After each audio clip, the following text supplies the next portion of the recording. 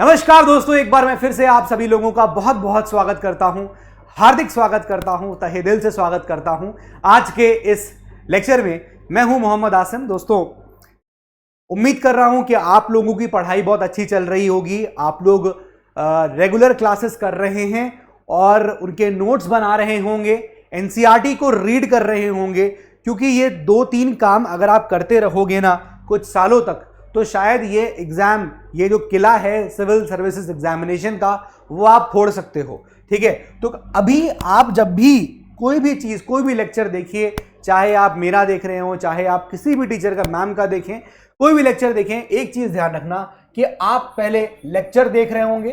ठीक है, लेक्चर के साथ साथ जो आपको एडिशनल करना है वो है नोट्स को बनाना। आप नोट्स बनाइए और साथ में आप एनसीईआरटी को पढ़िए। बस आपका काम ये होना चाहिए कि आपने लेक्चर लगा लिया सामने। ठीक है, भले ही 1 घंटा 1.5 घंटे का लेक्चर है, हो सकता है वो 1 घंटे का 1.5 घंटे का लेक्चर, मैं मान के चल रहा हूं 1.5 आवर्स का लेक्चर है, हो सकता है कि वो 1.5 घंटे का लेक्चर आपको 3 आवर्स प्लस लग जाए। मैं ये मान के चल रहा हूं कि आपको 3.5 आवर्स भी लग सकता है। मतलब अगर आप इतना टाइम लगा रहे हैं तो उसमें ये मेक श्योर करिए कि आप लेक्चर को देख भी लेंगे, ये तो हो ही जाएगा क्योंकि 1.5 घंटे का लेक्चर है। आप कहीं रोक के नोट्स बना रहे होंगे तो भी हो जाएगा, आप नोट्स क्रिएट कर लेंगे अपने, और साथ में आप एनसीईआरटी को पैरेलली रख के देखते रहिए, पढ़ते रहिए, क्योंकि एनसीईआरटी की रीडिंग बहुत बहुत ही इंपॉर्टेंट है। उसका ऑल्टरनेटिव कुछ भी नहीं है। किसी भी टीचर की क्लास एनसीईआरटी को रिप्लेस नहीं कर पाएगी। कभी कोई टीचर कहे कि आप एनसीईआरटी मत पढ़ो, मेरे नोट्स पढ़ ले जाओ, तो कभी भी उस पर विश्वास मत करना, क्योंकि एनसीईआरटी जब आप पढ़ोगे ना, मैं अपना तजुर्बा बताऊं तुमको कि भाई मैं एक बार एनसीईआरटी पढ़ूंगा, मुझे लगेगा सब कुछ हो गया। मैं दोबारा एनसीईआरटी पढ़ूंगा तो फिर भी मुझे कुछ ना कुछ नई चीजें निकल के आएंगी। अच्छा, ये था। मैं तीसरी बार पढ़ूंगा, हो सकता है मुझे और क्लैरिटी मिले, मेरी इतने टाइम में ये लर्निंग हो जाए कि मैं तीसरी बार जब पढ़ूं तो शायद मैं उस एनसीईआरटी की लाइंस का ज्यादा अच्छा मीनिंग निकाल पाऊं। इसलिए एनसीईआरटी की रीडिंग सबसे इंपॉर्टेंट होती है। इसके बिना कभी भी आप इस एग्जामिनेशन को क्लियर नहीं कर पाएंगे। NCERTs are very very important. ठीक है, तो मेरा आज लेक्चर देख रहे हो, जितने देख चुके हो, इन 3 चीजों को जरूर फॉलो किया करो। 3 घंटा आराम से दो। ये मत सोचो कि 3 घंटा वेस्ट हो रहे हैं, सर बाकी कैसे होगा। देखो यार, अगर आप कॉलेज पास आउट हो, अगर आप 12th पास आउट हो गए हो तो कोई बात ही नहीं है, आप आराम से इतना टाइम दीजिए, बिल्कुल देना चाहिए। लेकिन आप स्कूल में हैं और आपको लग रहा है कि और भी चीजें हैं मेरे पास करने के लिए, तो ठीक है, आप लेक्चर जरूर देखिए और जितना हो सके उससे नोट्स प्रिपेयर करिए। लेकिन जो ऑन दी वर्ज हैं, आने वाले 2 सालों में या 1 साल में पेपर देंगे, उनके लिए मस्ट है कि वो 3.5 से 4 घंटे एक एनसीईआरटी को दें, क्योंकि हम लोग उस 3.5 घंटे में जो आप इन्वेस्ट करोगे उसमें आपके एनसीईआरटी का एक चैप्टर आराम से पूरा हो रहा है। ठीक है, और मैंने कम्युनिटी गया था शायद हमारे इस बार का, मैंने उस पर भी कमेंट्स देखे, मैं हमेशा कमेंट्स देखता हूं, तो एक स्टूडेंट का वहां पर कमेंट था कि आसिम सर आप काफी स्लो चल रहे हैं। देखो यार, स्लो नहीं है, आपको ऐसा लग रहा होगा, क्योंकि अगर आप एक्चुअली देखोगे तो क्लास 6 की जो एनसीईआरटी है, 6 की एनसीईआरटी, उस एनसीईआरटी में 10 चैप्टर थे, 10 चैप्टर्स। ठीक है, जबकि ऐसा मैम ने जो चैप्टर्स पढ़ाए हैं उसमें नहीं था, मतलब जो सब्जेक्ट पढ़ाए हैं वहां कम है ना। जैसे पॉलिटी में कम चैप्टर्स है, मैम ने ज्योग्राफी लिया तो वो भी कम चैप्टर्स है। इसलिए यहां पर अगर आप नंबर ऑफ चैप्टर से देखोगे तो हम लोगों की क्लासेस बराबर से हो रही हैं, मतलब जितनी मैम की क्लासेस होती है उतनी मेरी क्लासेस होती हैं। ठीक है, तो आप कभी ये अगर बिलीव बनाओ रहे हो कि स्लो चल रहा है या फिर मैम फास्ट चल रही है, तो ऐसा कुछ भी नहीं है। हम दोनों के लेक्चर्स बराबर से ही आपको आ रहे हैं। 3 लेक्चर्स मैम के होते हैं, 3 मेरे होते हैं। ठीक है, तो ऐसा कुछ भी नहीं है। ठीक है, क्लास 7th में देखिए, क्लास 7th की एनसीईआरटी की बात करें तो यहां पर भाई, यहां पर भी 8 चैप्टर्स थे, तो कुल मिला के आप 18 चैप्टर्स तो पढ़ ही चुके हो, प्लस एक मैंने आपको पीवाईक्यू का सेशन कराया हुआ है, तो ये हमने पढ़ लिया और हम आज का सेशन कर रहे थे। 20 क्लासेस ऑलरेडी हो गई हैं। इतनी आपको अदर मैम की क्लासेस भी मिलेंगी, वहां पर भी ऐसी है। ज्योग्राफी में 6 चैप्टर्स थे, पॉलिटी में 1 में 6 थे, है ना, एक में आपके 8-9 चैप्टर थे, तो लगभग नंबर ऑफ चैप्टर सेम है। तो ये एक मुझे लगा आप लोगों को एड्रेस करना चाहिए। कारण ये है कि आप लोगों को भी ये ना लगे कि चीज़ें स्लो चल रही हैं, चीज़ें एकदम जैसे चलनी चाहिए वैसे ही चल रही हैं। ठीक है, और बस आपको ये ज़रूरत है कि जितना पढ़ाया जाए उसका आप लेक्चर लिखिए, आप लेक्चर देखिए, उसका नोट्स बनाइए और नोट्स के साथ एनसीईआरटी रखिए, क्योंकि बिना एनसीईआरटी के काम नहीं चलेगा। अब आज मैं आपको कुछ क्वेश्चंस लेके आया हूं, इन क्वेश्चंस को हम डिस्कस करेंगे।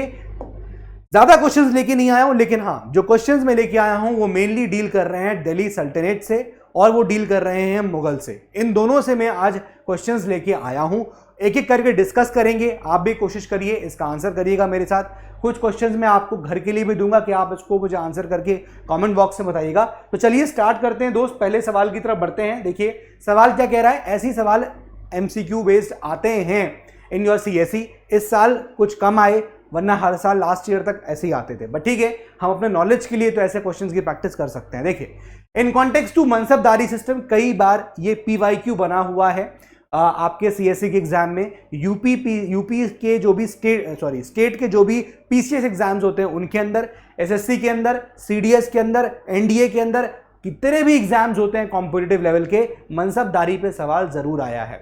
या तो आता है कि मनसबदारी किसने इंट्रोड्यूस किया, ये सवाल आपका SSC लेवल पे होता है, ये सवाल आपका और भी लोअर लेवल एग्जाम्स पे होता है। लेकिन जब हम बात करेंगे मनसबदारी की कॉन्सेप्चुअल क्लैरिटी की, तो वो सवाल आपको CDS के अंदर, वो क्वेश्चंस आपको CSE के अंदर देखने को मिलते हैं। तो चलिए एक बार देखते हैं क्या कह रहा है पहला statement. In context to मनसबदारी system consider the following statement. पहला स्टेटमेंट क्या कह रहा है बच्चे, mansabdars received their salaries as revenue assignments called jagirs. मनसबदार जो हुआ करते थे वो अपनी सैलरी कैसे उनको मिलती थी, वो मिलती थी as revenue assignments. As revenue assignments मतलब जो वो रेवेन्यू कलेक्ट कर रहे थे, ठीक है, उसी के बेसिस पे उनको मिलती थी सैलरी, जिसको हम लोग क्या बोलते थे, कॉल्ड एज जागीर्स। ठीक है, तो यहां पर ये बताना है कि सही गलत। दूसरा स्टेटमेंट बोल रहा है कि मनसबदार्स ओनली, यानी कि सिर्फ और सिर्फ mansabdars only had rights to the revenue of their assignments which was collected for them by their servants. तो स्टेटमेंट 2 कह रहा है कि भाई मनसबदार्स के पास सिर्फ और सिर्फ राइट्स रेवेन्यू कलेक्ट करने का था, जो भी उनको असाइनमेंट दिया जाता था, और वो जो रेवेन्यू है वो एक्चुअली उनके सर्वेंट के द्वारा कलेक्ट किया जाता था। अब यार याद करो, ये स्टेटमेंट, ये दोनों ही क्वेश्चन मैंने स्टेटमेंट्स आपको बताए थे पढ़ाते वक्त, और कहां से पढ़ाया है यार, मैंने कहां उठाया है वो भी मैं आपको दिखाता हूं, लेकिन बहुत ही सिंपल है। अब इसको एक बार याद करो कि क्या बताया था। मैंने बताया था कि मनसबदार क्या होते थे। भाई देखो, अकबर ने इसको इंट्रोड्यूस किया था, हमने पढ़ा था, है ना, अकबर ने इसको इंट्रोड्यूस किया, ठीक बात है। अब अकबर का जो एडमिनिस्ट्रेटिव सिस्टम था और जो मिलिट्री का सिस्टम था, ठीक है, वो यहां पर बेस्ड था इस पे। तो यहां पर जो वर्ड है वो किस पे बेस्ड था, वो है मनसबदारी पे। किस पे बेस्ड था, मनसबदारी पे। और इस वर्ड के बारे में मैंने आपको बताया था, याद करिएगा, कि मनसबदारी जो वर्ड है वो बना हुआ है मनसब, जिसका मतलब होता है रैंक, जिसका मतलब होता है रैंक। ठीक है, अब एक मैंने आपको हमें एग्जाम्पल दिया था कि भाई मान लीजिए ये एक एरिया है, ये अकबर का एरिया है, पूरा टेरिटरी है जहां वो रूल कर रहा था। अब उसने क्या किया था, उसने अपने जमीनों, अपने टेरिटरीज को क्या किया था, उसने अपने टेरिटरीज को डिवाइड कर रखा था। जैसे कि दिल्ली सल्तनत में हमने देखा था कि उसकी टेरिटरीज को इक्ता कहा जाता था, है ना, जब खलजीज और तुगलक हुआ करते थे तो इक्तास कहा जा रहा था। वैसे ही यहाँ पर उनको इनको क्या बोल रहे हैं हम लोग, इनको यहाँ डिवाइड किया गया है, एंड दे वर बेसिकली, यहाँ पर क्या है, वो सिस्टम आपको जो इनको मिलता था, मतलब किस में डिवाइड किया था, जागीर्स में डिवाइड किया था। ठीक है, मतलब क्या बताया था मैंने आपको, जागीर्स में डिवाइड कर रखा है। अब इन ये जो जागीर्स है, जागीर मतलब क्या हो गया, लैंड हो गया ना, लैंड हो गया। तो ये जो मनसब होते थे, ये जो मनसबदार होते थे, ठीक है, उन्हीं को एक यहाँ पर ये जागीर पकड़ा देते थे कि आपको इस पर्टिकुलर एरिया के यहाँ पर मिलिट्री और बाकी चीजों को देखना है। तो ये डिपेंड कैसे करता था, मनसबदार को कैसे देखना होता था, क्या होता था, क्या करना पड़ता था। तो मनसब जो है वो एक रैंक होती थी, ठीक है। तो रैंक कैसे डिसाइड होती थी, मनसब रैंक डिसाइड होती थी, याद करिए मैंने आपको बताया था, एक कॉन्सेप्ट था जात का और एक कॉन्सेप्ट था सवार का। सिंपल है, जात और सवार, ठीक है। जात का मतलब यहां पर क्या हो गया कि भैया जात उसकी रैंक को डिफाइन करता है, जात उसकी रैंक को डिफाइन कर रहा था कि उसकी रैंक क्या है, और सवार उसके, सवार मतलब घुड़सवार से, यानी कि कितने कैवलरी मैन उसको रखने हैं वो डिसाइड करता है। अब देखो यार, मैं एक बार आपको फिर से एक क्रक्स बताता हूं कि एक्चुअली कैसे इसको करेक्ट करोगे। जैसे मान लीजिए आज का ब्यूरोक्रेटिक सिस्टम है है ना। आज आप देखते हो कि इंडिया है, इंडिया में स्टेट्स बनी हुई हैं, स्टेट्स के अंदर आप देखोगे जिले बने हुए हैं और जिले में आप डीएम साहब, कमिश्नर साहब, इन सबको देखते हो, है ना। इन सबका एक ज्यूरिसडिक्शन होता है, राइट। तो ये समझ लीजिए मोटे मोटे तौर पे कि अकबर के टाइम पे ये एक तरह के उनके ऑफिसर्स हुआ करते थे, ठीक है। उनकी रैंक होती थी, जैसे आज आप एग्जाम क्लियर किए तो आईएएस प्रॉपर हो गए, फिर आईएएस अलाइड सर्विसेज आती है, आपको आईपीएस, आईआरएस, आईएफएस ये सब मिलता है ना। तो बेसिकली जब हम मनसब की बात कर रहे हैं तो अकबर के टाइम पे मान लो एक फला व्यक्ति था मैं, तो मेरी रैंक क्या है, पहले तो अकबर भाई, अकबर जी हमारा, अकबर जो है वो हमें ये डिसाइड कर देंगे कि भैया तुम्हारी रैंक ये है। तो जब मेरी रैंक होगी उस हिसाब से मैं काम करूंगा, है ना। अब मान लो मेरी रैंक, मुझे ऑडिट सर्विसेज मिला है, ठीक है, तो मैं उसी क्षेत्र में काम करूंगा ना, मेरी रैंक है वो। अब मेरे जो सीनियर होंगे वो, उनका जो काम है वो अलग होगा, आईएएस अलाइड्स अलग होंगे, आईएएस प्रॉपर का काम अलग होता है। तो रैंक डिसाइड करेगा कि मैं क्या काम करूंगा। फिर उसके बाद मेरी जो भी रैंक होगी, ठीक है, अकॉर्डिंगली अकबर ये कहेगा कि भाई आपको इतने घुड़सवार रखने हैं, यानी you have to maintain these many military cavalry man, ठीक है। तो भाई बोल दिया कि भाई मनसब कितना है मेरा, फॉर एग्जाम्पल मेरा मनसब 2000 है, ठीक है, मेरी रैंक कितनी हो गई 2000, ऐसे रैंकिंग होती थी। इनकी रैंक कितनी 3000, तो उसका मतलब ये रैंकिंग ज्यादा वाले हैं, ये ऊपर हैं, ठीक है, अकबर के ज्यादा ऊपर, अकबर की हायरार्की में या उनके एडमिनिस्ट्रेशन में ऊपर आएंगे, ज्यादा मतलब इन जिम्मेदार लोग बनाएंगे। और ये क्या है, सवार मतलब जात इनकी रैंक होगी। तो बोला कि भाई इनकी जात जो है वो कितनी है, जात इनकी हो गई फॉर एग्जाम्पल 2000, और इनको कितने कैवलरी मैन रखने हैं, भाई इनकी जात के 2000। अब मेरी जात कितनी है 2000, फॉर एग्जाम्पल मेरी रैंक है अकबर की, मैं अकबर के टाइम में जीवित हूं, समझ लेना, और मेरी रैंक कितनी है 2000 है। अकबर ने मुझसे कहा कि तुमको 5000 घुड़सवार मैनेज करने हैं, रखने हैं, उनको पूरा उनको तुम्हें मेंटेन करना है। तो भाई ये हो गया मेरा जात और सवाल कि भाई मेरी रैंक 2000 है और साथ में मुझे 5000 घुड़सवार को रखना है। तो ये कॉन्सेप्ट था मनसबदारी सिस्टम का, ठीक है। अब ये जो मनसब थे, मनसबदार थे, उनको जागीर, अगर उनको पेमेंट हो रहा है कैश में तो अलग चीज है, नकदी बोलते थे, और अगर पेमेंट हो रहा है उनको लैंड में, तो लैंड दे रहे हैं तो क्या होता है, जिसको बोलते थे जागीर, उनको क्या मिलती थी, जागीर मिलती थी, है ना। और यहीं से वो कॉन्सेप्ट आता था जागीरदार का, याद आ रहा है कि नहीं आ रहा है। तो ये चीज थी। तो यहां पर क्या लिखा है कि मनसबदार रिसीव देयर सैलरीज, कैसे मिल रही है उनको, as revenue assignments called jagirs, ठीक है। अब ये मनसबदार को यहां पर जागीर है। अब जागीर में क्या हो रहा है, ये स्टेटमेंट सही हो गया, mansabdars only had rights to the revenue of their assignments. अब उनका असाइनमेंट यहां पर का है, तो जितना उनका असाइनमेंट है वो रेवेन्यू उनको मिलेगा उसके हिसाब से, विच was collected for them by the servants. और मनसबदार के सर्वेंट एक्चुअली वो कलेक्ट करते थे उनके बिहाफ में, और मनसबदार जो होता था वो किसी और एरिया में जाके अपनी सर्विसेज दे रहा होता था। दोनों ही स्टेटमेंट दोस्तों यहां पर करेक्ट हैं। उम्मीद है आपको ये याद आया होगा कि हमने कैसे मनसबदारी के बारे में पढ़ा था। C both 1 and 2 is the correct answer. Clear हो गया। ऐसे क्वेश्चंस प्रीवियसली पूछे गए हैं, कई बार पूछे गए हैं, डिफरेंट एग्जाम में पूछे गए हैं।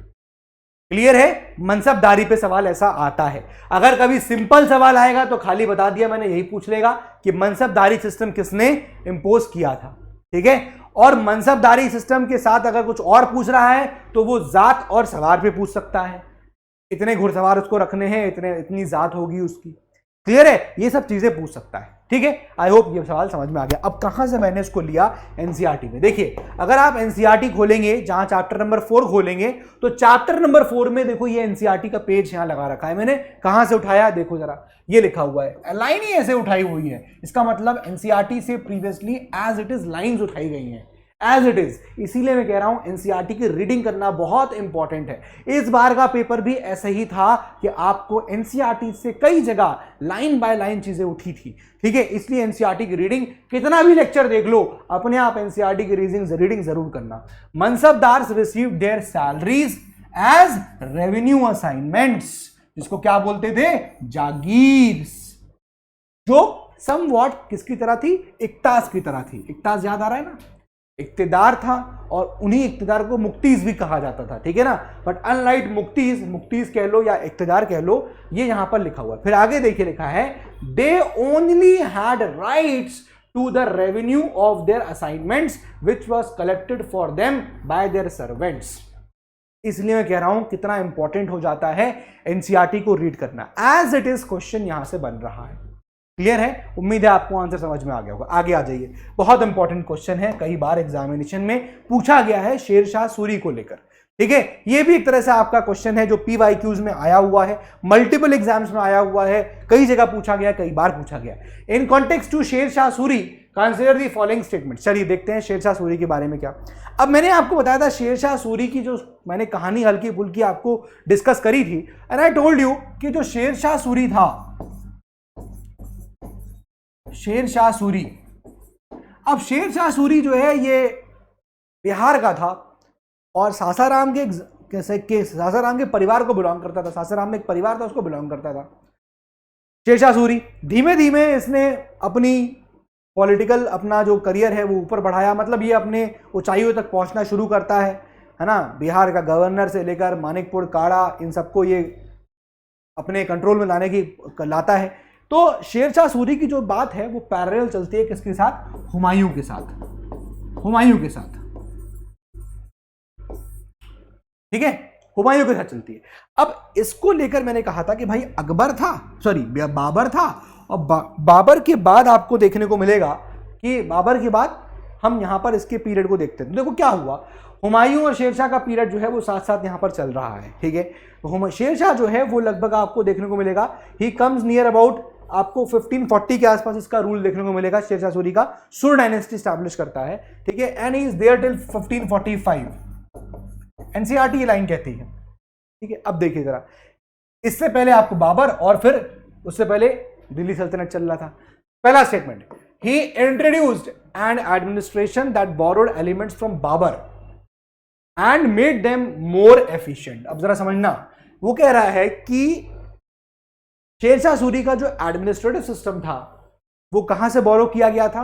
वो बोरो किया गया था, वो कई सारे एलिमेंट्स बाबर के लिए गए थे और उसको फिर उसने और एफिशिएंट बनाया था। ये स्टेटमेंट सही है गलत पहले अभी देखेंगे। दूसरा statement, his administration became the model.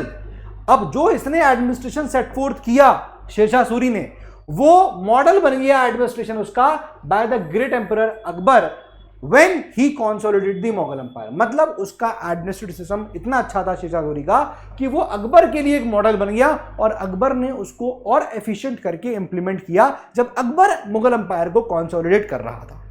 तो चलिए देखते दोनों स्टेटमेंट यहां पर सही है गलत है। देखो पहला statement, he introduced in administration. अब देखो समझ में आएगा कि आप कितना एनसीईआरटी पढ़ रहे हो। देखो जरा, he introduced an administration that borrowed elements from Babur. भाई नहीं, बाबर का जीवन तो पूरा लड़ाई में पूरा बीत गया। उसका पूरा जितना भी जीवन था सब हर वक्त लड़ाई कर रहा था। बाबर फरगना जो स्टेट था वहां से बिलोंग करता था।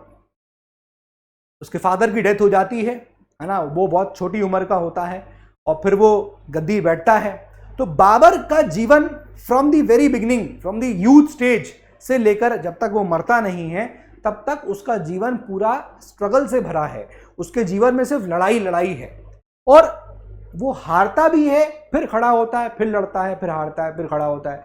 तो वही वो कहता है कि क्या हुआ जो मैदान हार गए, अभी सब कुछ नहीं हारे।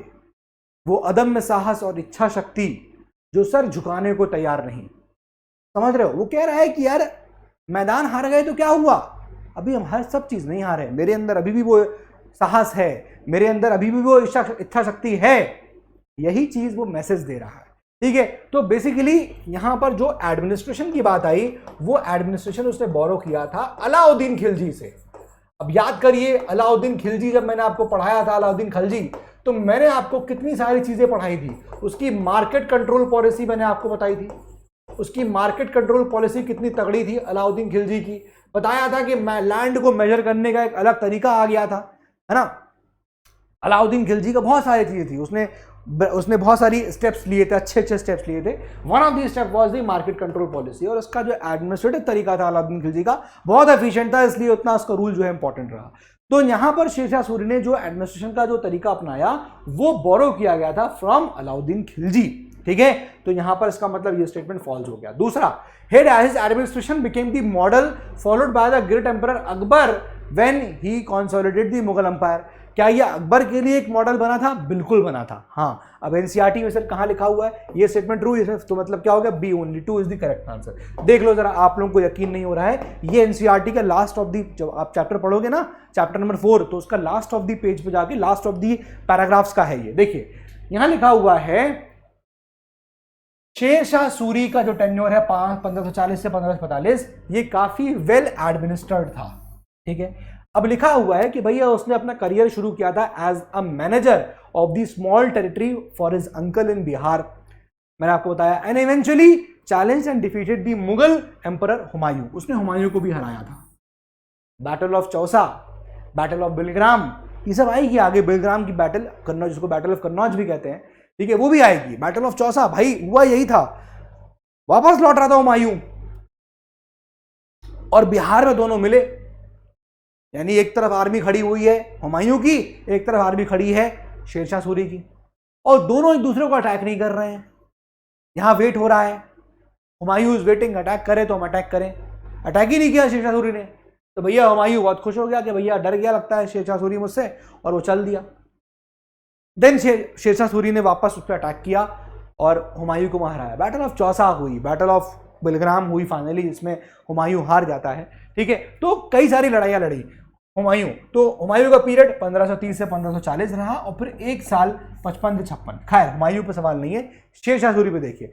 Sher Shah captured Delhi and established his own dynasty, although the Sur dynasty ruled for 15 years only, it introduced an administration, इतना अच्छा एडमिनिस्ट्रेशन उन्होंने इंट्रोड्यूस किया, that borrowed elements from Alauddin Khilji. साफ साफ लाइन उठा रहा हूं भाई, कहीं भी कुछ सवाल में ट्विस्टिंग करी नहीं है। कितना इंपॉर्टेंट है कि आप लाइंस को पढ़िए, एनसीईआरटी रीड करिए, ठीक है। And made them more efficient, शेर शाह's एडमिनिस्ट्रेशन बिकेम द मॉडल, वो इतना अच्छा उसका एडमिनिस्ट्रेशन था कि अकबर ने उसको अपना मॉडल बना लिया था। ये चीज यहां लिखी है, समझ में आ गया? तो आई होप दोनों स्टेटमेंट यहां क्लियर हो गए होंगे। ये पहला वाला गलत है, दूसरा वाला सही है, इसका मतलब आंसर इज 2। क्लियर है? चलिए आगे आ जाते हैं। अब ये क्वेश्चन है, सिंपल क्वेश्चन है, स्ट्रेट फॉरवर्ड क्वेश्चन है, जिसका स्ट्रेट फॉरवर्ड आंसर है। मैं आपसे इसका आंसर कमेंट बॉक्स में जानना चाहता हूं कि Banjaras during the medieval period of Indian history way generally क्या थे, बंजारास जनरली क्या होते थे, ये आपको बताना है कमेंट बॉक्स के अंदर। जो बंजारास थे वो क्या होते हैं, डायरेक्ट क्वेश्चन है एनसीईआरटी से। क्वेश्चन नंबर 3 का आंसर आप लोग मुझे दीजिएगा कमेंट बॉक्स में। आइए अलाउद्दीन खिलजी पे सवाल करते हैं। In context to Alauddin Khilji consider the following statement. चलिए देखते हैं क्या स्टेटमेंट है। पहला, under Alauddin Khilji the state brought the assessment and collection of land revenue under its control. मैंने बताया आपको अलाउद्दीन खिलजी ने इतनी अच्छी स्टेप ली थी कि भाई जो भी लैंड है उसका लैंड रेवेन्यू और इसका असेसमेंट, ये सब चीजें उसने अपने कंट्रोल में ले आया। Alauddin Khilji the state bought the assessment करना एंड कलेक्शन, काहे का, लैंड रेवेन्यू, मतलब लैंड रेवेन्यू को एसेस करना और कलेक्ट करना, ये दोनों चीज अलाउद्दीन खिलजी अपने कंट्रोल में ले आया था। Statement is absolutely true. ठीक है, दूसरा देखिए, द लोकल चीफ एटियंस, अब जो लोकल चीफ्स थे उस वक्त के खिलजी के टाइम पे, got the rights to levy the taxes, क्या वो लोग, उनके पास अधिकार आ गया था कि वो टैक्सेस को लेवी कर सकते हैं, and they were exempted to pay tax, और उन पे टैक्सेस को एग्जेम्प्ट कर दिया था। जी नहीं, ऐसा नहीं था। क्यों? यही तो मैंने आपको बताया कि एडमिनिस्ट्रेटिव सिस्टम अलाउद्दीन खिलजी का इतना तगड़ा था कि भाई ये जो लोकल चीफ्स थे अभी तक जो पावरफुल थे, उनका राइट टैक्स को लेवी करने का कैंसिल कर दिया गया था। आप टैक्स नहीं लेवी कर सकते, यही तो बात कही गई थी। और दूसरी बात, उनको फोर्स किया गया था, एग्जेम्प्ट नहीं, दे वेर फोर्स्ड टू पे टैक्सेस, आपको टैक्स पे करना पड़ेगा। यही तो खिलजी ने किया था। जो एकदम अनइक्वल चीजें हो रही थी, वो इक्वालिटी लेके आया। तो पहला स्टेटमेंट ट्रू है, दूसरा यहां फॉल्स है, इसका मतलब A1 only is the correct answer. Clear है? चलिए ये देखिए, इसका मैंने आर्टिकल लगा रखा है, मतलब सॉरी, इसका मैंने क्लिपिंग लगा रखा है कि देखो कहां से एनसीईआरटी से उठाया है। देखिए जरा, यहां पर सीधी बात है, under Alauddin Khilji the state brought the assessment and collection of land revenue under its own control. साफ साफ लाइन है बेटा। मैं आज ये सेशन इसलिए ऐसे करा रहा हूं ताकि आपको ये पता चले नेक्स्ट टाइम क्लास करते वक्त कि एनसीईआरटी को रीड करना कितना इंपॉर्टेंट है। दोस्त, ये आपको यूपीएससी भी करेगा, एनसीईआरटी से उठाएगा वो, बस यहां पर थोड़ा खेला खेल देगा, थोड़ी चीजें डिफरेंट कर देगा, लिख देगा under Alauddin Khilji the assessment and collection of land revenue went outside the control of the state, state के कंट्रोल से बाहर हो गया था, जबकि गलत हो जाएगा, वो स्टेट के कंट्रोल में आ गया था। यही चीज होती है, यही क्लैरिटी आपसे वो मांगेगा, ठीक है। चलिए दूसरा देखिए, फिर लिखा है the rights of the local chieftains to levy the taxes were cancelled and they were also forced to pay the taxes. Clear हो गया, यहीं से आइए। अब देखो वैसे और क्वेश्चन भी यहां से बन सकते थे, जैसे कौन से बन सकते हैं, देखो यहां पर जैसे बन सकता है खराज। खराज क्या था भाई, जाहिर सी बात है जो टैक्स लग रहा था कल्टीवेशन पे, कितना लग रहा था, amounting to 50% of the peasants produce. या ये पूछ सकता है कि अलाउद्दीन खिलजी के टाइम पे कितने प्रकार के टैक्सेस थे, वो यहां लिखा हुआ है there were 3 types of taxes. तो क्वेश्चंस कहीं से भी बन सकते हैं, इसलिए देखो एक एक लाइन एनसीईआरटी की कितनी इंपॉर्टेंट है। सामंत क्या थे, सामंत एरिस्टोक्रेट्स कौन थे, ये पूछ सकता है। फोर्स्ड लैंडेड चीफेटियंस को हम बोलते थे क्या, सामंत एरिस्टोक्रेट्स, ठीक है। तो ये सब चीजें हैं, पूछेगा in context to Delhi sultans consider the following statement, लिख देगा दे बॉट द हिंटरलैंड यानी कि ग्रामीण इलाका and cities under their control. तो पूछेगा स्टेटमेंट, पता क्या लिखेगा यहाँ पर सीएसई में, स्टेटमेंट लिख के आएगा कि under Delhi sultans only these cities were under control but hinterland were not under control, only these cities were under the control but not the villages, but not the hinterland, ऐसा लिख देगा, जो कि स्टेटमेंट गलत हो जाएगा, क्योंकि दिल्ली सुल्तान्स के टाइम में उन्होंने यही काम किया था, they brought hinterland also and cities also under their direct control। Clear है, ऐसे क्वेश्चन बन सकते हैं दोस्त। आगे आ जाइए, क्वेश्चन है Ibn Battuta came to India from which country. अब ये क्वेश्चन है जिसको इसका आंसर आपको मुझे अपने आप से मुझे बताना है, सिंपल क्वेश्चन है, वैसे बता देता हूं क्योंकि मैंने इसका तो लगा रखा है ना, क्लिप लगा रखी है, मोरक्को से था। अब ये देखो मैंने कहां पढ़ाया था इसको, मैंने कब पढ़ाया था, सीधा आंसर है इब्न बतूता। लेकिन आपको यह बताना है कि इब्न बतूता किसके टाइम में इंडिया आया था, who was the ruler in India, कौन रूलर था उस वक्त इंडिया में जब इब्न बतूता इंडिया आया था, ठीक है। आया कहां से था, मोरक्को से। देखो ये लिखा हुआ है, यहां पर क्लिप लगी हुई है, देखो ये साफ साफ यहां पर लगी हुई है। इब्न बतूता ये लगाया था एनसीईआरटी से, कहीं और से नहीं लिया है, वो बॉक्सेस बने उससे लिया। इब्न बतूता ये 14th सेंचुरी का ट्रैवलर है जो आया था मोरक्को से, साफ साफ लिखा हुआ है। अब ये आपको बताना है कि किसके रूल के टाइम पे आया था। क्लियर है, आगे आ जाइए।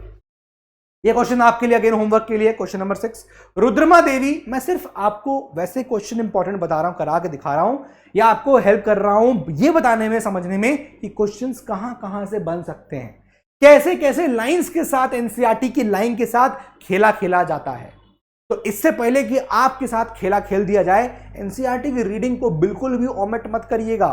कोई भी टीचर अगर कहे कि मेरे नोट्स पढ़ लो काफी है, उसको मना कर देना, मत मानना उसकी बात, ये बात आप मेरी मान लो बस। क्योंकि एनसीईआरटी की रीडिंग नहीं करोगे भाई तो कुछ भी नहीं हो सकता, कुछ भी नहीं हो सकता।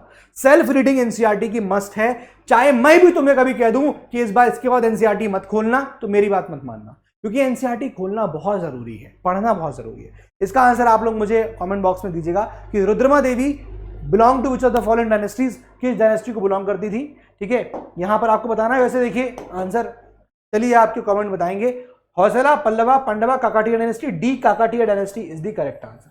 अब ये दोस्त मैंने कहां से लिया, जब याद करो ये सब नाम कहां आते हैं, रुद्रमा देवी, दिद्दा, कहां आता नाम, जब हम पढ़ते हैं रजिया को, जो इल्तुतमिश की लड़की थी रजिया, उसके बारे में पढ़ते हैं। और मैंने आपको बताया था कि क्या सोचा जा रहा था भाई, इल्तुतमिश का डेथ हो गया, तो जब उसकी लड़की को बनाया गया सुल्तान, तो नोबल्स जो थे वो इस चीज से खुश नहीं थे, क्योंकि उनको ये लग रहा था अरे यार एक लड़की हमको कैसे, एक फीमेल कैसे यहां पर रूल कर लेगी।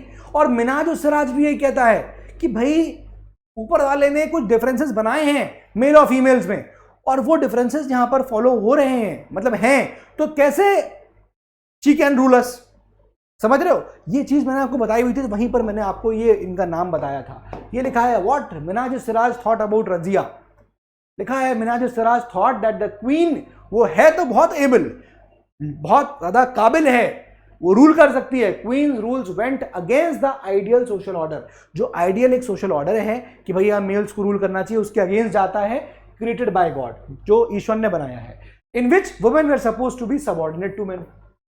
तो वुमेन सबऑर्डिनेट है, उनको रूल नहीं करना चाहिए। ये चीज मिनाज-उस-सिराज कह रहा है भाई this is against the social order जो गॉड ने बनाया हुआ है। ही देयरफॉर आस्क्ड, अब वो पूछ रहा है भाई बताओ the register of God's creation, बताओ कौन से गॉड्स की गॉड्स का जो क्रिएशन है या आप जो ब्रह्मांड देख रहे हो उसमें किस रजिस्टर में ये बात लिखी हुई है। Since her count did not fail under the column of man, इसलिए आप ही बताइए कैसे वो रूल कर सकती है। ऑनर इंस्क्रिप्शंस एंड कॉइन्स, अब रजिया ने मेंशन कराया, ऐसे वो एग्जांपल दिए कि देखो ऐसा नहीं ऐसा भी है। आप जो सोच रहे हो ना कैसे हो सकता है, मैं कैसे रूल कर सकती हूं, तो यहां पर उसने क्या किया, उसने अपने इंस्क्रिप्शंस पे, कॉइन्स पे Razia mention that she was the daughter of Sultan Iltutmish. This was in contrast to the queen Rudrama Devi. किसकी थी वो? Kakatiya dynasty of Warangal, part of the Andhra Pradesh. फिर उसके अलावा देखिए यहां पर कौन, another queen Didda ruled in, कहां, कश्मीर में रूल कर रही थी। Her title is interesting. अब देखो ये क्वेश्चन भी आ सकते हैं, ऐसे मैंने रुद्रमा देवी के बारे में पूछा तो क्वेश्चन आ सकता है दिद्दा, ये जो रूलर है ये किस स्टेट को यहां पर रूल, उस वक्त कहां किस स्टेट में रूल कर रही थी, तो आंसर आ जाएगा कश्मीर। बात समझ में आ रहा है? सिर्फ और सिर्फ एनसीईआरटी में इस बार ये दिखाने के लिए आया हूं कि तुम लोग अगर कभी कमेंट्स में देखता हूं तो वहां मैं आपको ये बताना चाह रहा हूं कि एनसीईआरटी को रीड करना कितना इंपॉर्टेंट है। क्वेश्चंस एनसीईआरटी से आ रहे हैं, ये देखो। कभी एनसीईआरटी चाट जाओगे ना पूरी, तो प्रीलिम्स बहुत नजदीक कर आ जाएगा तुम्हारे मुट्ठी में, बहुत नजदीक आ जाओगे प्रीलिम्स के, प्रोवाइडेड एनसीईआरटी चाट जाइए, बस इंपॉर्टेंट बात। चलिए, Alauddin Khilji had created a new garrison city named Siri. Alauddin Khilji ने सिरी बनाया था, एक गैरिसन सिटी था एट दिल्ली। ये किसके लिए बनाया था? इसका आंसर आप लोग मुझे कमेंट करके बताइएगा, इसका आंसर मुझे कमेंट करके बताइएगा, ठीक है। चलिए आगे आ जाइए, पर्शियन व्हील, इसका आंसर भी कमेंट करिए, आप ही लोगों के होमवर्क लेके आया हूं। अब पर्शियन व्हील पढ़ाया था मैंने आपको, Persian wheel in the medieval period served as, अब ये पर्शियन व्हील का काम क्या था? A, instrument to make the earthen items, B, purpose of irrigation के लिए काम आना था, सी, ये आपका हेल्प करता था in spinning and weaving of the clothes, या D, making the weapons. NCERT में है, कहां है ये खोजिए और उसको देखिए, उसके इर्द गिर्द चीजें पढ़िए, सब क्लियर हो जाएगा। इसका आंसर कमेंट करिएगा। आगे आ जाइए, next, consider the following statement. चलिए अब देखिए अगेन स्टेटमेंट्स लेके आया हूं, कुछ अच्छे स्टेटमेंट्स जो एनसीईआरटी से पिकअप किए हैं, please see. In the medieval period foreigner जो वर्ड था, फॉरेनर कौन था? Foreigner was any unknown person who came to a village. अब मैंने ये आपको जब चैप्टर नंबर 1 पढ़ाया था ना, तभी मैंने आपको बताया था, क्लास 7th एनसीईआरटी का, क्लास 7th की एनसीईआरटी का चैप्टर नंबर 1, तभी मैंने आपको बताया था कि भाई फॉरेनर कौन है? फॉरेनर क्या वो ऐसा व्यक्ति है जो गांव में आ जाए, वहां पर है नहीं लेकिन गांव में आ जाए, तो क्या वो फॉरेनर कहलाएगा? जी हाँ, ये मैंने आपको फॉरेनर के बारे में और हिंदुस्तानी, ये 2 वर्ड्स के बारे में बताया था, ये स्टेटमेंट ट्रू हो गया।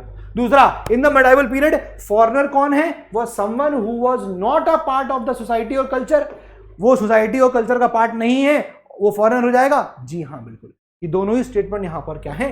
ट्रू है, मतलब C, both 1 and 2 is the correct answer. Clear है? इसका स्टेटमेंट देखिए यहां पर मैं लगा रखा है, इन the medieval period foreigner word was any stranger who appeared से इन अ गिवन विलेज, आता है on someone who was not a part of that society और कल्चर।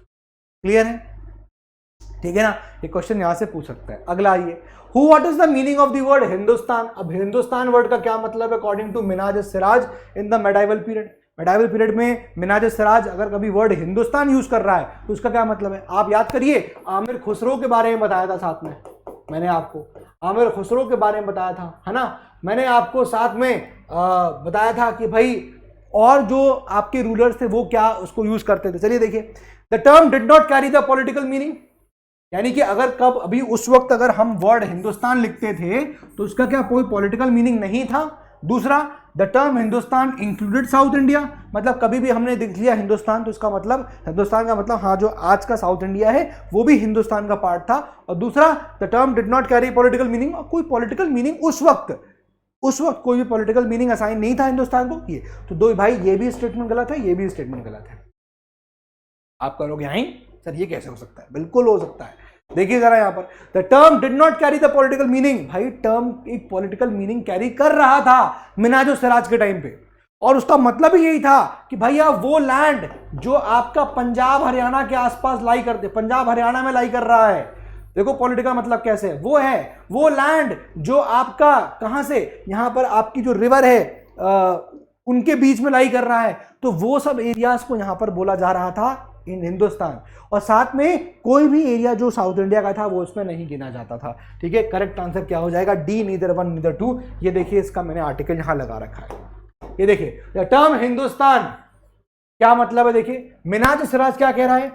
मिनाज कह रहा है the areas of Punjab and Haryana and वो लैंड जो गंगा और यमुना के बीच में लाई करती है, वो क्या था? हिंदुस्तान था। अब इसमें लिखा है he use the term in a political sense. उसने पॉलिटिकल सेंस में इसका मतलब लिया था उन लैंड्स के लिए जो पार्ट थी दिल्ली सल्तनत का। अब जैसे जैसे एक्सपेंशन होता था दिल्ली सल्तनत का, तो लैंड जो टेरिटरी है वो बढ़ती जाती थी, लेकिन साउथ इंडिया कभी भी इंक्लूड नहीं हुआ। लिखा है the areas included in this term shifted, वो शिफ्ट हो जाते थे, बढ़ जाते थे विद द एक्सटेंट ऑफ सल्तनत, but the term never included south India. ठीक है, ये मिनाज सिराज ने किया था। अब देखो कितना डिफरेंस आ रहा है। अब आप एनसीईआरटी देख रहे हो क्वेश्चन के साथ, अच्छा सर यहां से क्वेश्चन बन रहा है, हाँ कहो तो मैं आपको एनसीईआरटी में पढ़ा दूं, ऐसे इस प्रकार से ही पढ़ा सकता हूं। ठीक है, by contrast in the early 16th century Babur ने हिंदुस्तान वर्ड को यूज किया था और उसका मतलब था geography of the area, fauna of the area, culture of the area का सब कॉन्टिनेंट, ये सब चीज से मतलब था उसका। ठीक है, आमिर खुसरो ने भी यूज किया था, मैंने बताया था, he use the word Hind in the 14th century. ठीक है, तो ये कुछ मतलब है जिस प्रकार से यहां पर मैंने आपको बताया है। क्लियर है? नेक्स्ट क्वेश्चन आप देखिए, काफी इंपॉर्टेंट है। अगला सवाल देखिए जरा, read the following statements and the reasons carefully, let us see क्या स्टेटमेंट है, क्या रीजन है। असर्शन रीजनिंग के सवाल भी यहां पर ऐसे बन सकते हैं। देखिए, असर्शन क्या कह रहा है? Market control policy of Alauddin Khilji was driven bye military interest. Alauddin Khilji की मार्केट कंट्रोल पॉलिसी तो थी, ये बात तो सही है, ये स्टेटमेंट इतना समझ में आ रहा है कि हाँ market control policy Alauddin Khilji की थी, लेकिन वो क्या कह रहा है? ये ड्रिवन थी बाय द मिलिट्री इंटरेस्ट, मतलब मार्केट को कंट्रोल करना का रीजन क्या था? मिलिट्री इंटरेस्ट था, इसलिए मार्केट को कंट्रोल किया गया ताकि मिलिट्री का जो पर्पस है फुलफिल हो। क्या पर्पस है? रीजन दे रखा है कि जो सोल्जर्स थे उनको सामान खरीदना होता था अपनी नीड्स के लिए, कहां से? दिल्ली के ट्रेडरों से, व्यापारियों से, एंड इट फियर्ड, और ये फियर था खिलजी को, अलाउद्दीन को, कि अगर मार्केट के प्राइस पे कंट्रोल नहीं किया तो आने पौने दाम रखे जाएंगे और ये सोल्जर्स अपनी नीड्स फुलफिल नहीं कर पाएंगे, तो लड़ाई में कैसे लड़ेंगे? तो would raise their price of their goods. तो मतलब ये है कि हाँ, असर्शन सही है कि जो मार्केट कंट्रोल पॉलिसी है खिलजी की, वो मिलिट्री के वो was driven by the military interest, because the soldiers used to buy items of their need from Delhi traders and it was feared that the traders would raise the price of their goods. इसका मतलब A is also correct, R is also correct and R is the correct explanation of A. Clear हो गया? चलिए, in context to Alauddin Khilji, फिर से देखिए आइए, consider the following statements. Khilji को तो मैंने निचोड़ दिया है, लेकिन आपको बस एग्जांपल दिया मैंने कैसे सवाल बन सकता है। भक्ति सूफी मूवमेंट नहीं बनेगा, वहां से ही बनाऊंगा, वो भी कराऊंगा, लेकिन आपको बस अभी ये दे दिया कि प्रिपेयर कैसे रहो। अगली बार लाइव आ जाएंगे, लाइव में क्वेश्चंस लेके आऊंगा, पोलिंग कराऊंगा, देखिए आपको कितना आया, कितना प्रिपेयर किया, पहले से बता दूंगा, इस पर टेस्ट लूंगा आप लोगों का। ठीक है, चलिए, most Mongolian invasions took place during his rain. बहुत सारे जो इन्वेजन थे वो इसके रेन में हुए थे। Most Mongolian invasions took place during his rain, मतलब मंगोलिया के जो इन्वेजन्स थे वो अलाउद्दीन खिलजी के टाइम पे हुए थे। जी हाँ, ये स्टेटमेंट एकदम सही है। ही डिसाइडेड टू पे सोल्जर्स इन इक्तास, उसने डिसाइड किया था कि हम सोल्जर्स को इक्तास में पेमेंट करेंगे। जी नहीं, अलाउद्दीन खिलजी को इसलिए स्टैंडिंग आर्मी को मेंटेन करना था वहां पर, तो उसने कैश में पेमेंट करना शुरू किया। भाई आप किसी इतनी बड़ी आर्मी कैसे मेंटेन करवाओगे? पैसा दोगे तब ना रुकेगी, कह दोगे ठीक है तुम रुको, हम तुमको भगोना दे देंगे, हम तुमको बर्तन दे देंगे, नहीं रुकेगा कोई। इसलिए यहां पर उसने ये डिसाइड किया था कि हम पेमेंट करेंगे कैश में, इक्तास में नहीं करेंगे। ठीक है, तो ये फॉल्स हो गया, पहला वाला ट्रू है, दूसरा फॉल्स, का मतलब one only is the correct answer. Clear हो गया? Next, in context to Delhi Sultanate, चलिए देख लेते हैं। Consider the following statements. Territories of different sizes were called as iqtas. Different sizes जो टेरिटरीज थी, हम उस वक्त की बात कर रहे हैं, सुल्तानों के वक्त, दिल्ली सुल्तानों की, तो टेरिटरीज जो है ऑफ डिफरेंट साइजेस, इसको हम इक्तास बोलते थे। जी हाँ, मैंने बताया आपको। और इसमें रहने वाला आदमी को क्या बोलते थे? इक्तेदार, जो उसकी देखभाल करता था। ये पोस्ट आपकी हेरिडिटरी होने से रोका गया था, है ना, हेरिडिटरी की पोस्ट ना हो जाए, हो जाएगी तो करप्ट हो जाएगी पोस्ट, है ना। Officers handling the iqtas were called as muqti. Yes, इक्तेदार को हम लोग मुक्ति भी कहते थे, याद करिए।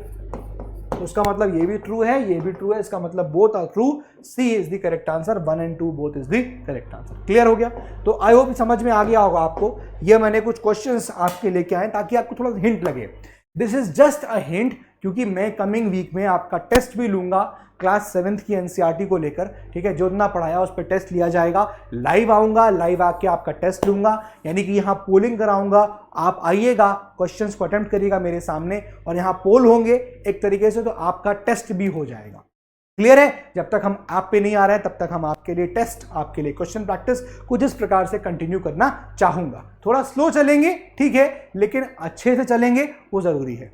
ज्यादा तेज भागेंगे गिर भी सकते हैं, आराम से चलेंगे तो चीजें साथ साथ जुड़ती जाएंगी, कारवां बनता जाएगा, नींव उतनी स्ट्रांग होगी और आपकी जीत बहुत नजदीक होगी। तो इसी के साथ हम लोग मिलते हैं अपने अगले सेशन में। That's all for today from my side. पढ़ाई करिए, खूब मेहनत करिए। जय हिंद, जय भारत।